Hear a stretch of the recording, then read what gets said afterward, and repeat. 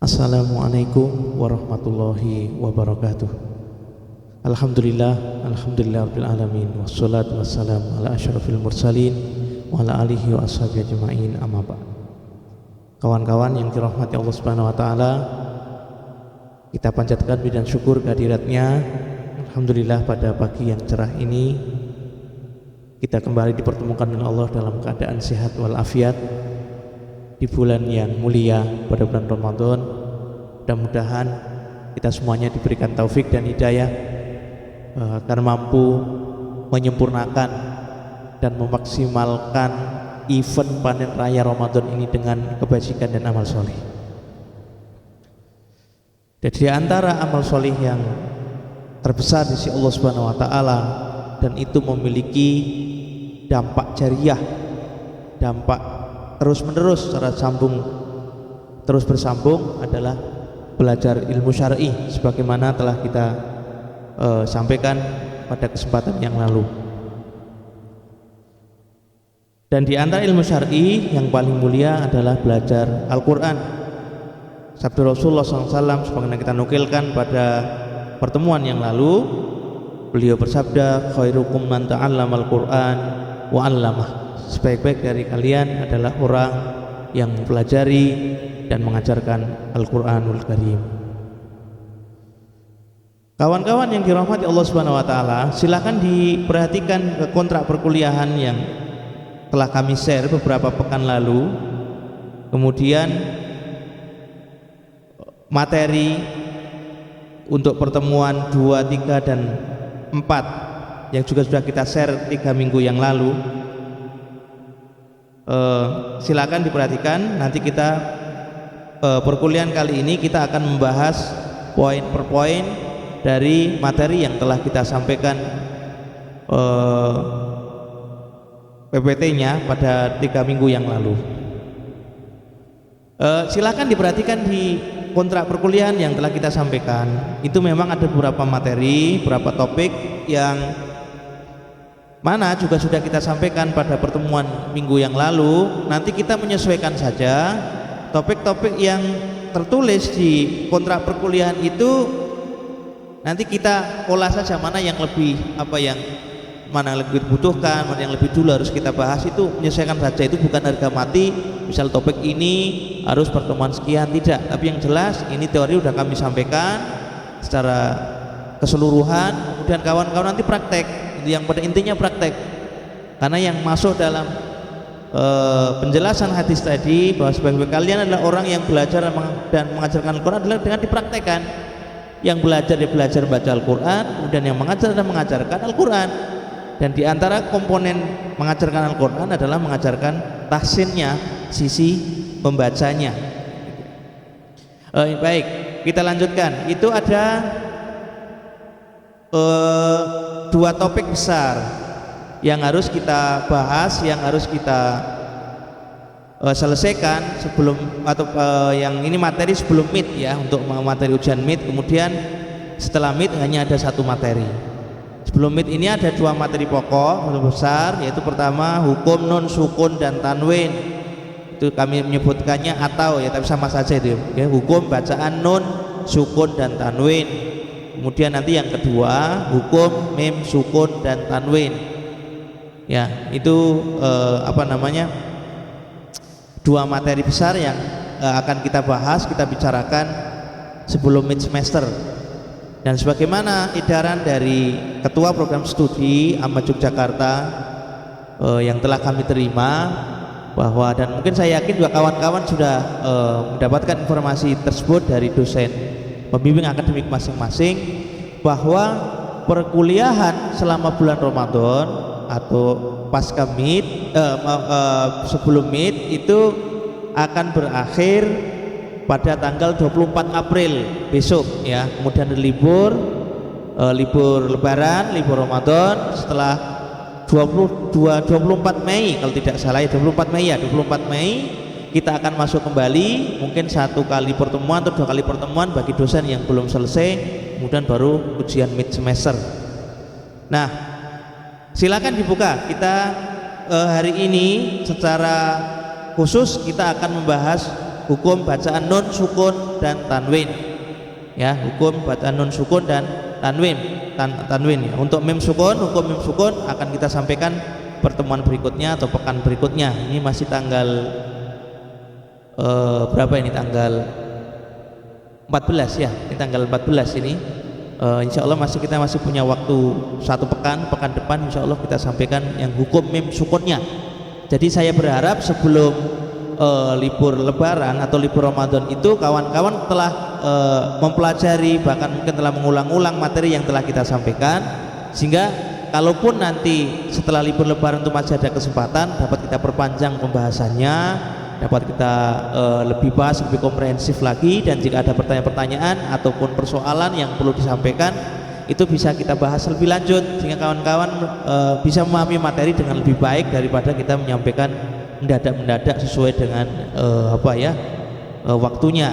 Karena ini kan daring ya, jadi beberapa materi yang memungkinkan untuk kita share akan kita share lebih dulu. Nah, nanti tinggal penjelasan baik itu via voice seperti ini, nanti akan kita linkkan dengan link YouTube ataupun nanti WA group, dan juga bisa japri, bahkan mungkin mau telepon kami persilahkan sebagaimana kesepakatan beberapa pekan yang lalu. Oke, hukum mim sukun, hukum non sukun dan tanwin ini ada 3. Kami tuliskan silakan diperhatikan di papan tulis ya.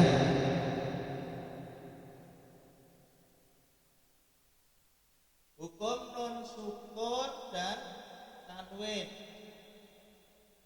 Non sukun dan tanwin. Ada 3. Yang pertama kali nanti kita bahas idhar. Bacaan idhar.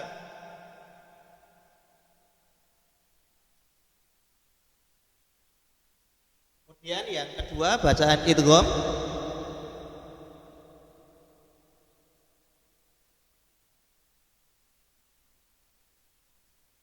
Dan yang ketiga adalah bacaan iklab.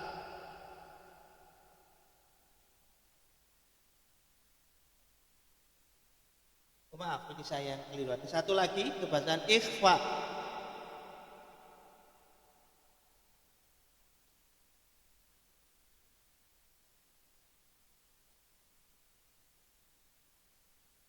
Ini 4 poin pembahasan kita di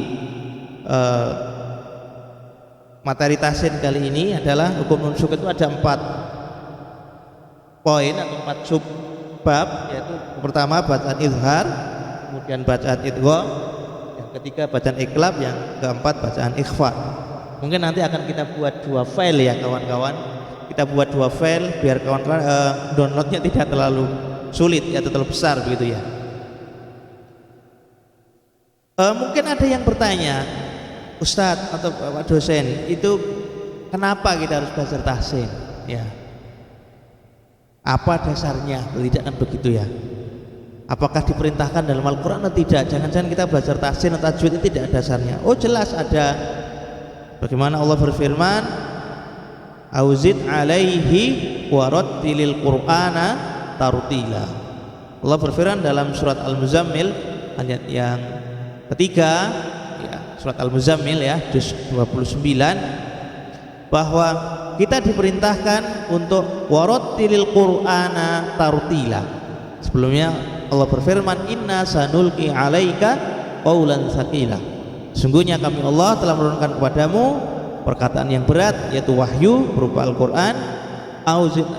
Auzid alaihi warattilil Qur'ana tartila. Kemudian kamu diminta untuk membacanya dengan tartil. Tartil ini sesuai dengan kaidah-kaidah tajwid. Tidak perlu kami panjang lebarkan terkait sejarah ilmu tajwid ini.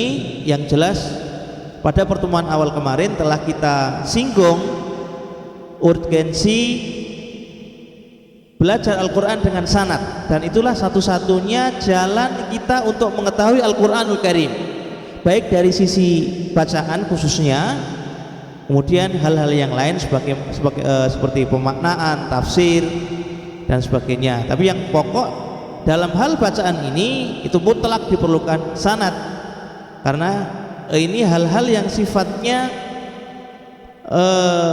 lebih banyak verbal ya, lebih banyak bacaan, sehingga untuk dokumentasinya tentunya akan mengalami kesulitan karena namanya verbal sesuatu yang apa ya, yang cukup kompleks untuk didokumentasikan. Apalagi zaman dahulu tidak ada seperti kita, ada kamera, ada HP, apalagi udah model Android, nggak ada zaman sahabat Nabi, nggak ada, zaman Nabi nggak ada, sehingga mereka hanya mengandalkan intuisi, kemudian dengan sistem belajar atau model pembelajaran isnad yang sangat ketat, mereka mewariskan ilmuwan Al-Quran ini secara turun-temurun bersambung sampai akhirnya kepada kita semuanya. Dan ulama, kita ketahui bersama adalah innal ulama'a warathatul anbiya, sungguhnya ulama adalah pewaris para nabi, dan nabi tidak mengajarkan memberikan dirham ataupun dinar, tapi mereka membawakan al-ilmu. Ilmu di sini adalah ilmu Al-Quran. Oke, kita lanjutkan bacaan nun sukun dan tanwin. Ini sebenarnya apa itu ya? Sudah SD kemarin ada yang menyampaikan ke saya lewat WA group, ini apa Pak, saya nggak jelas ini, sudah SD aja saya nggak pernah belajar Al-Quran. Nah ini kita asumsikan kawan-kawan yang mengikuti di kelas ini, sudah kita asumsikan semuanya sudah mengenal huruf hijaiyah ya, semuanya sudah mengenal huruf hijaiyah dari alif, ba, ta, sa, jim, ha, kho, dal, zal sampai ya, itu semuanya kita anggap telah mengenal ya. Kalaupun belum mengenal, nanti sambil berjalan belajar, dan nanti kalau insya Allah ta'ala kita diberikan kemudahan untuk belajar luring, nanti kita akan bertatap muka, kemudian sedikit kami berikan menggarisbawahi mungkin bagi kawan-kawan yang memang belum pernah sama sekali atau kesulitan dalam belajar huruf hijaiyah, nanti akan ada mekanisme tersendiri, dan itu nanti fleksibel saja, menyesuaikan dengan kepentingan kita. Tapi yang jelas ini asumsinya kita anggap kawan-kawan yang ada di kelas ini adalah orang-orang yang sudah mengenal huruf hijaiyah, karena dasarnya itu. Kalau kita belum mengenal huruf hijaiyah, apalagi sifatul hurufnya secara teoritis minimal, bahwa misalnya huruf H itu bagaimana, huruf H itu bagaimana, ini sering terjadi kesalahpahaman. Harusnya H jadi H, harusnya H jadi H, atau Kho jadi H. Ini sering terjadi. Harusnya huruf Ain jadi Ain, jadi H alanu Hamzah dan sebagainya. Apalagi huruf-huruf yang mutaqarribain ya, huruf-huruf yang mirip-mirip atau berdekatan, berjenis, kayak dari H dengan H, Kho ya, kemudian Zal dengan Zod dan sebagainya. Belum lagi ditambah dengan huruf isti'la, huruf Dod, huruf Zod itu kan huruf isti'la, memang huruf tinggi, artinya huruf yang berat, sehingga untuk orang-orang tertentu bahkan yang memiliki struktur keadaan anatomi mulut yang kurang memungkinkan, memang agak kesulitan, seperti huruf Dot. Huruf Dot ini untuk orang-orang di Asia Tenggara khususnya yang memiliki lidah pendek rata-rata, ini agak kesulitan mengucapkan huruf Dot. Bahkan huruf Dot itu sampai dot sampai pipinya tekan-tekan, kemudian lidahnya digeser-geser ke kiri. Sebenarnya tidak harus demikian ya, cukup coba kalau diperhatikan, kawan-kawan buka YouTube aja, klik misalnya siapa bacaan Quran surat Al-Fatihah saya Sudes, Masjidil Haram atau yang lain, klik aja mudah. Nanti bagaimana mereka melafadzkan huruf dot dengan sangat mudah mereka melafadzkan, lidah tidak perlu bergerak kemana-mana, ya tinggal dilebarkan sedikit, kemudian mulut itu digerakkan rata. Ghairil maghdubi alaihim waladdallin.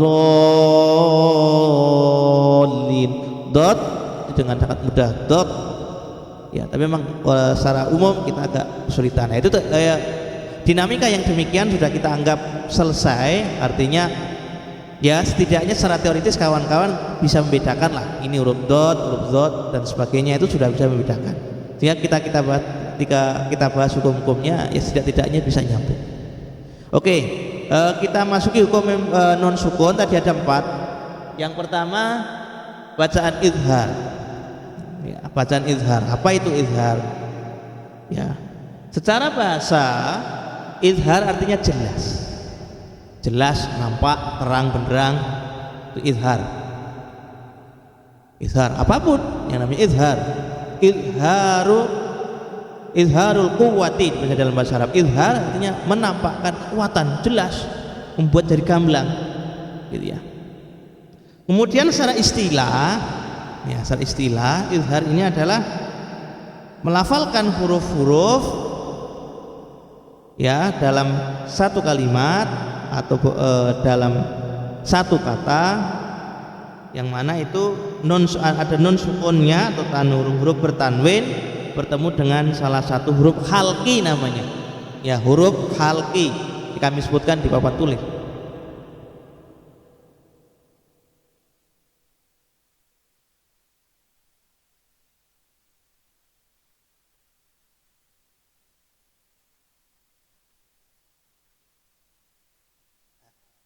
Jadi ketika ada kata baik itu secara mandiri, artinya dalam satu kata ataupun bertemu dengan kata yang lain dalam satu kalimat, ini huruf-huruf hal 6 ya, ain, ghain, ha, kha dan ha. Ya, sebagaimana contoh-contoh itu silakan diperhatikan di halaman 2. Silakan diperhatikan nonnya, materinya di halaman 2 itu.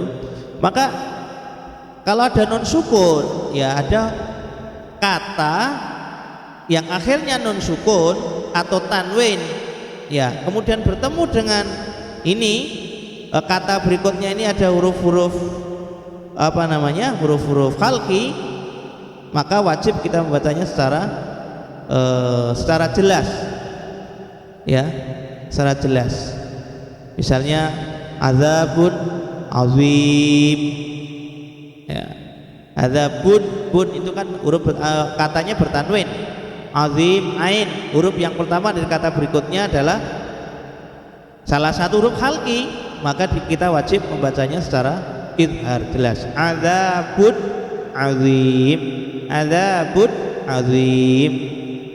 Tidak boleh ada samar, apalagi ada dengung, tidak boleh, karena ini huruf atau bacaan izhar, ya, bacaan izhar harus jelas. Min hasanatin, ya, ma asobaka min hasanatin, min hasanatin, yang min hasanatin ini min, kemudian hasanatin, min non sukun, ya, ada kata yang di akhir non sukun, kemudian kata yang depannya itu huruf halqi, itu huruf apa? Ha, min hasanatin. Nah, kecuali min hasanatin fa minallah, itu lain lagi nanti. Tapi yang poinnya adalah min, mim dan non itu min, non sukun, kemudian ketemu dengan ha.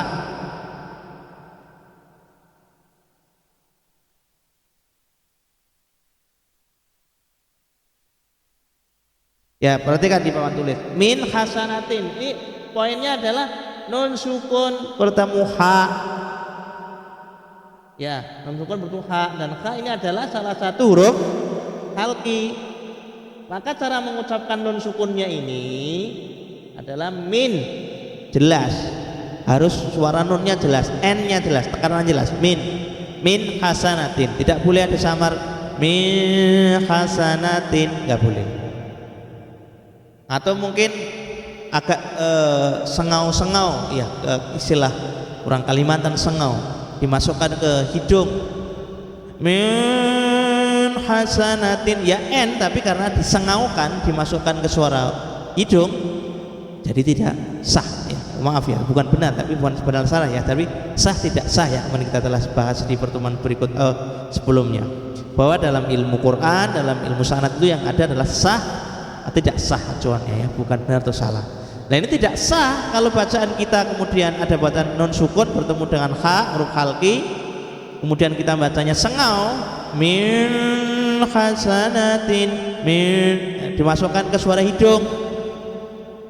Ya jelas memang nunnya, tapi karena itu bukan tempatnya, sengau di hidung itu tidak ada satu huruf pun yang masuk tempat keluarnya itu di hidung, itu tidak ada. Maka jadi nggak sah bacaannya, ya, nggak sah. Atau dimasukkan ke mulut, masukkan ke masukkan ke perut bacaannya, ditahan. Min hasanah, ada tekanan udara di perut, itu jadi tidak sah. Meskipun jelas min hasanatin, los saja, los. Min hasanatin, min hasanatin, jangan nggak boleh, nggak sah ya, karena kita tahan di perut suaranya, atau sebaliknya tadi sengau ya di hidung, apalagi samar-samar, min hasan, jelas itu tidak sah. Atau dengung, ada dengung biasanya suka artis-artis suka nyanyi-nyanyi, itu biasa seneng ada dengung-dengung ya, dia hubungannya dengan yang tadi bacaan di hidung tadi ya. Jadi min hasanatin, nah min itu di situ bukan, nggak boleh dengungkan apapun alasannya, apalagi ada yang, oh ini kan untuk alasan tilawah tuh Pak Ustadz.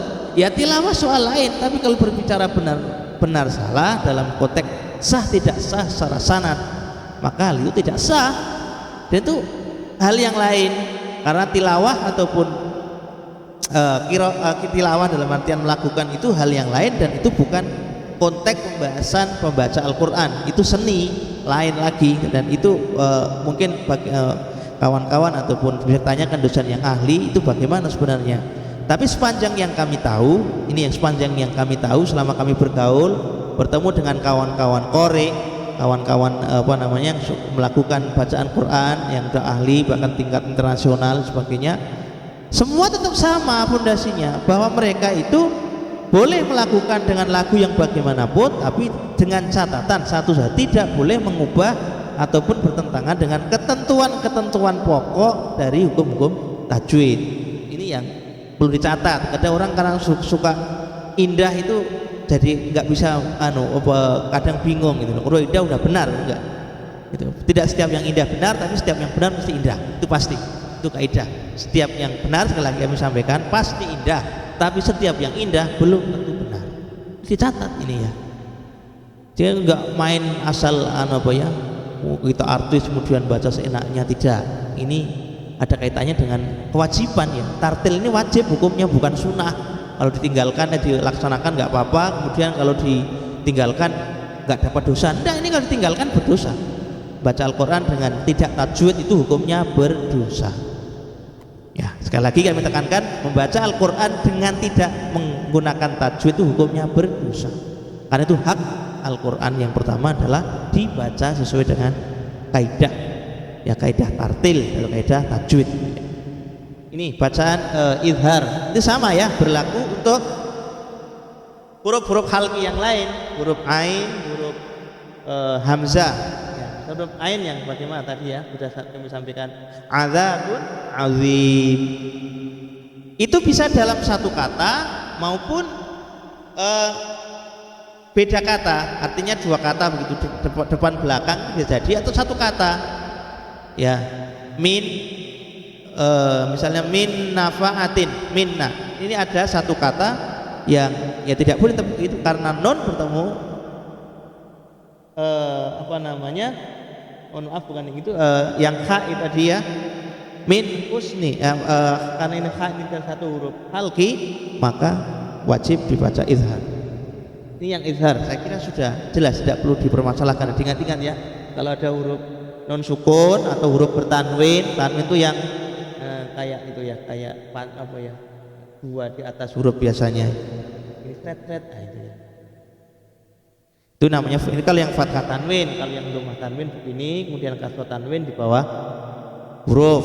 Itu sama saja, mau kasroh, mau dhammah, mau fathah sama. Intinya kalau non sukun, kata yang akhirnya non sukun atau berharokat tanwin, kemudian ketemu halqi yang 6 ini, maka bacaannya izhar. Ya, bacaannya izhar. Jelas. Tidak boleh sengau tadi ya, tidak boleh ditahan di perut. Ya minha enggak boleh. Atau samar-samar min hasana. Kelihatannya enak, tapi kalau yang telinganya normal itu tidak enak itu ya kawan-kawan. Itu berarti kalau telinga merasa enak berarti enggak normal, karena enggak setiap yang benar itu pasti indah, tapi yang indah mesti benar. Oke, saya yakin sudah jelas ya. Untuk yang izhar tidak perlu kita lanjutkan ke hukum berikutnya, yaitu hukum idgham. Silakan dilanjutkan dilihat di panduannya di materi yang telah kami share. Idgham artinya memasukkan sesuatu kepada sesuatu yang lain secara bahasa. Kemudian secara istilah kita memasukkan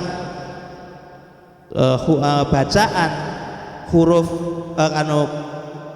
kata yang diakhiri dengan nun atau kata yang berharokat tanwin kepada huruf berikutnya, kepada huruf di kata berikutnya, kalau itu memang termasuk bacaan huruf-huruf bertemu dengan huruf-huruf idgham. Kita disingkat biasanya yarmalun, yarmalun ya, kemudian ro, mim, lam, wawu, nun, yarmalun. Nah, ini yang lam dan ro, yang lam dan huruf lam dan ro, ini yang namanya bila gunah, yang ini yang bila gunah ya, teman-teman. Kemudian yang sisanya ini yang biguna. Nah, ini sisa yang biguna. Langsung kita gabungkan. Apa bedanya itu Ustaz antara yang biguna dan bila guna? Ya, kalau yang guna disertai dengung, kalau yang bila guna tanpa dengung itu saja, tapi dimasukkan huruf berikutnya. Itu ada contohnya, misalnya silakan diperhatikan yang ini. Mim maljain, min maljain. Ini bacanya mim malja. Nah, mim itu bukan non sukunnya jadi ngikut terbaca dimasukkan huruf berikutnya, tapi wajib sertai dengung.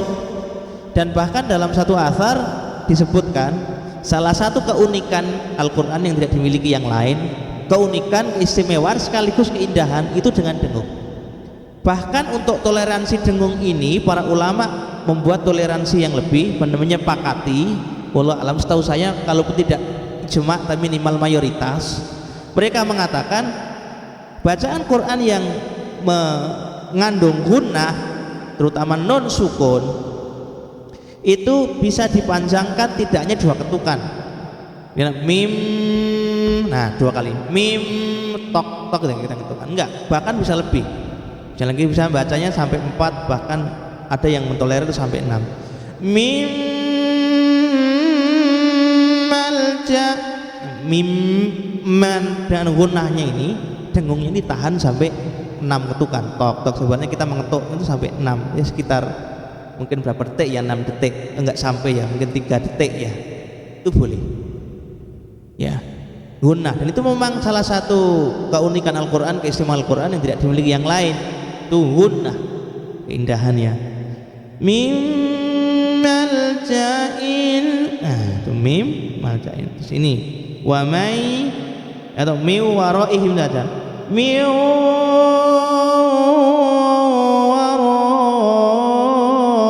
waraihim. Kemudian annaqulu, annaqul. Nah, nun ketemu nun lebihan lagi, lebih menggigit lagi, lebih bisa lebih panjang begitu ya. Untuk yang biguna, yang bila guna, yang tanpa dengung tapi sama dimasukkan huruf berikutnya. Nah, ini ya, misalnya yubayyinul lana, tidak boleh yubayyinul lana. Ini enggak indah karena salah. Ini bila guna, bukan bila guna. Wasiyatil li azwajihim, nah ini wasiyatal, maaf ya, wasiyatal li azwajihim. Ini untuk yang bila guna, jadi itu tidak boleh pakai dengung. Dan selain kalau dengung juga tidak boleh ditahan, karena nggak boleh dengung nggak boleh ditahan. Kalau yang tadi yang biguna kan harus boleh ditahan ya, bahkan harus ditahan. Miu miu, bahkan dengan dengung miu gitu. Tapi yang bila guna nggak boleh kemudian kita menahan wasiyatal li azwaj, walaupun indah ini jelek, nggak indah namanya, karena bertentangan dengan hukum benar salah, tidak sah. Coba itu ya. Jadi tadi benar salah itu jadi pedoman pertama, karena saya yakin dan wallahu alam sepanjang yang kami ketahui, sekali lagi kami sampaikan, meskipun itu ilmu qiraat itu ada, ilmu tilawah itu ada pakem atau istilahnya aturan SOP tersendiri, namun tetap acuannya satu, karena yang dibaca Quran dan Al-Quran wajib tajwid atau wajib bagus sesuai dengan kaidah-kaidah yang semestinya. Ini terkecualikan yang di bawah ada beberapa kata dalam Al-Quran, hanya 3 ini yang kami tahu, hanya 3 ini. Non sukun bertemu wawu, dan wawu kita ketahui salah satu dari huruf gunnah ya, gunnah wawu ya. Swinwanun tetap itu izhar khusus itu, karena ada keterangan lain itu tidak disamakan betul. Siwan enggak, tetap sinwan ya, sinwan. Terus bunyan enggak boleh baca bunyan, enggak boleh. Itu kalau yang merasa bacaan saya mah indah itu berarti masih perlu dianu itu, karena salah bacaan saya dalam konteks ini. Saya beri contoh biar tahu, bisa membedakan mana itu yang tartil dan tidak. Ini ya. Kalau bunyan tetap bunyanun, jelas bunyanun, tanpa dengung, tanpa tekanan, nanti tidak ditahan, jelas izhar bacaannya ya. Terus dunyanun itu juga dibaca izhar, bukan idgham. Ini kelihatannya untuk poin kali ini kita sampaikan buat dulu ya, dari 4 pembahasan dari bacaan itu, dari izhar, idgham, iqlab dan ikhfa, kita sampaikan yang izhar dan idgham dulu kelihatannya untuk pertemuan kali ini. Nanti sebagaimana biasanya kalau hal-hal yang sifatnya kasuistik atau pribadi ya boleh Japriel kita persilahkan, mau telepon juga boleh, mau nanti sesekali kita kemarin katanya mau disepakati sekali dengan Zoom ya, ya ngomong saja silahkan. Tapi kalau enggak, insya Allah nanti kita linkkan ke YouTube, terus nanti kita chatting biasa, sharing via WA group dan sebagainya. Demikian yang dapat kami sampaikan. Ada kekurang jelasan ataupun hal-hal yang mungkin masih miss dapat didiskusikan pada pertemuan berikutnya. Mohon maaf atas segala kekurangan. Mudah-mudahan Allah Subhanahu Wa Taala memberikan hidayah kepada kita semuanya untuk bisa memahami Al-Quran, baca Al-Quran dengan benar sebagai bagian dari sifat ahli surga, yang kata Allah ahlul Quran huwa ahlullah. Yang namanya ahli Quran sejatinya adalah keluarganya Allah Subhanahu Wa Taala di dunia. Dan bahkan melalui hadits qudsi Allah berfirman kepada Rasulullah SAW bahwa ahli Quran adalah keluarganya Allah, satu-satunya keluarga Allah yang berada di muka bumi saat ini. Dan mereka nanti ketika akhirat akan bersama dengan Allah, dalam artian mereka yang ditempatkan di tempat yang paling tinggi, sebagaimana kita sampaikan pada kesempatan yang lalu, di surga Firdaus, surga yang paling tinggi di bawah arsy Allah Subhanahu Wa Taala. Demikian mudah Allah Subhanahu Wa Taala dengan hidayah dan taufik kepada kita semuanya. Kita tutup subhanakallahumma wa bihamdika asyhadu an la ilaha illa anta astaghfiruka wa atubu ilaik wa akhiru da'wana assalamualaikum warahmatullahi wabarakatuh.